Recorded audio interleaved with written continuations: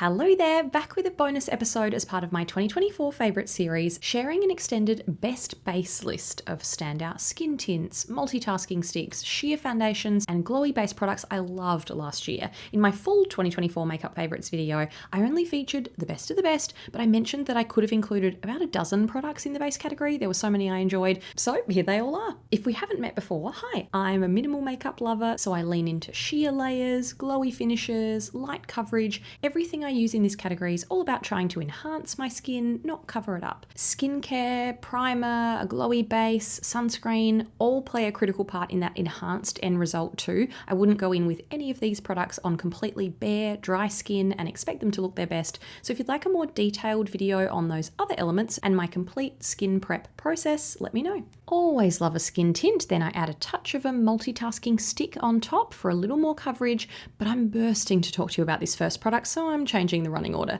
Dior's new Forever Skin Perfect multi-use foundation stick was very popular last year. I only picked one up in early December, I think, and even though my first impressions were extremely positive, it felt too late to include it in that annual favourites list, but 2 months on, oh, it is a firm favourite. I can't explain how much I love this incredibly creamy texture. It's flawless, perfects your skin, but looks like skin. It comes in 18 shades. I wear 1 CR. It is rich. I've used it almost every day, but it doesn't look like that because a little goes a long way. Just a small smudge on either side of my nose, forehead, chin. Then I tap it in with my fingers and it blends like a dream. It snuck in very late in the year, but is an absolute standout. Merit the Minimalist is a series regular at this point. It appears all the time on my channel because I use it all the time and have for years. This was my gateway to foundation sticks. I'd probably assumed in the past that they would be too heavy or thick or drying, but these two are seamless sticks. Let me know if you'd like me to try and compare some others in future. This is the same foundation meets concealer concept that's effortless and breathable and buildable in 30 shades. I wear June. I love this formula, but I do think Dior is even creamier and definitely has more coverage, so merits an everyday, reliable, light to medium coverage option, and Dior is understandably that luxury upgrade. More multitasking all over skin fixes I rediscovered last year. It's one of my favourite beauty phrases. It basically just means a base product that does a bit of everything. Evens out your complexion, conceals redness, covers spots, it can go under your eyes, just an overall boost. My Glossier Stretch Balm Concealer looks lightly used because it is a fairly new one and I'm always a light user of base products anyway, but you really only need one swirl of this, then very light finger pats over the skin where you want it to make a difference. So it's going to take me forever to actually make a dent in this. 32 shades, I wear light 4 and enjoy reaching for it to give my complexion a boost in a quick way that still looks and feels like skin. I'm heading back to London very soon for a winter wedding, so I'll be back to the Glossier flagship to catch up on some of their new launches, then I'll compile them all for you in a video later on. I also revisited my Monica Blunder cover last year. This was an old 2021 favourite. Another excellent all-over option that's also designed to walk that line between foundation and concealer. There are 20 shades. I use 2.5 Zwei and it adds sheer but buildable coverage, a fraction more coverage than stretch concealer. I use it in the same way, swirling my finger in the pot to warm it up, then quickly and lightly patting it on to help cover any redness and even out my skin. I even used a tiny bit of this on my mum before a wedding last year, and she doesn't wear base makeup at all, but really liked this, so that's how you know it looks natural. Seriously good year for skin tints. I probably need a separate video on this subject at some stage. There are so many out there. I am, however, very comfortable awarding the top prize to Typology's Tinted Serum, a chic French minimal beauty brand, so you know we're talking fresh skin. The texture is unbelievable, unbelievably smooth, silky, lightweight, a shining example of makeup meets skincare, no makeup, light coverage. It feels barely there. It glides like you're applying a skincare serum and smooths my complexion, making it look so dewy and healthy. Your skin but better in a bottle. The single downside is the shade range only comes in 6 shades. I wear type 1, so we need to see them work on expanding that to make sure more people can enjoy this stunning formula.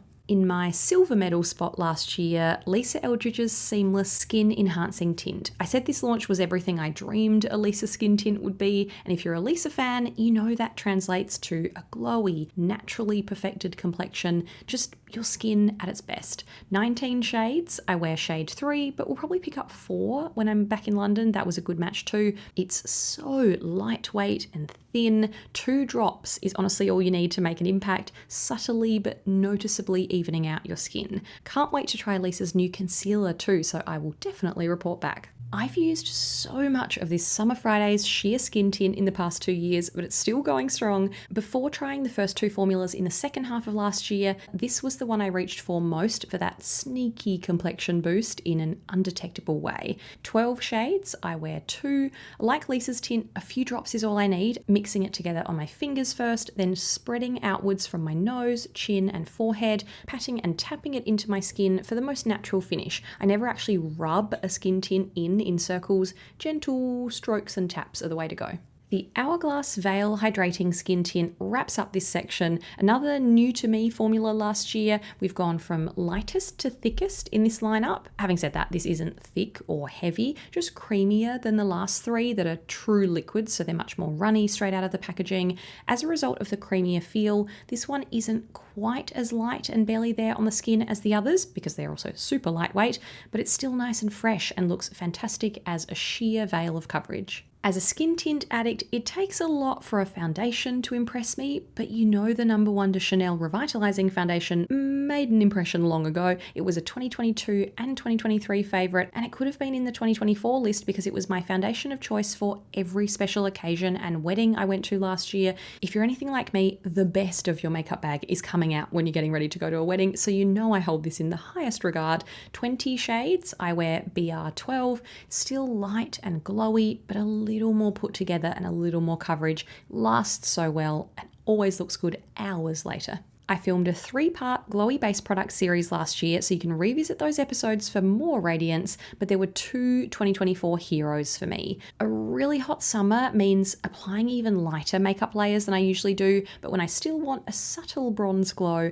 my pick for a summer trip last year was Danessa Myricks Yummy Skin Glow Serum in Juice Boost. I decanted some of this skincare-infused radiant primer and took it with me. It's hydrating, preps your skin, and it's the most subtle bronzing tint or bronzing base I've ever tried. If you're slightly ghostly like me and don't want to overdo it, this warm copper / bronze is so dewy but really lightweight on the skin with a sweet, summery watermelon scent. A product highlight of 2024 for me, but it's not a highlighter, was Westman Atelier's Liquid Super Loaded Tinted Highlight Drops in Peau de Soleil. This had been on my wishlist forever and is so versatile. I wear it alone instead of skin tint sometimes, as a liquid bronzer all summer on my cheekbones, hairline and bridge of the nose. I can mix it into other products, wear it underneath other products, all while giving my skin the most gorgeous, glassy, sun-kissed glow that still looks so natural. It might have even overtaken the blush stick as my favourite Westman formula.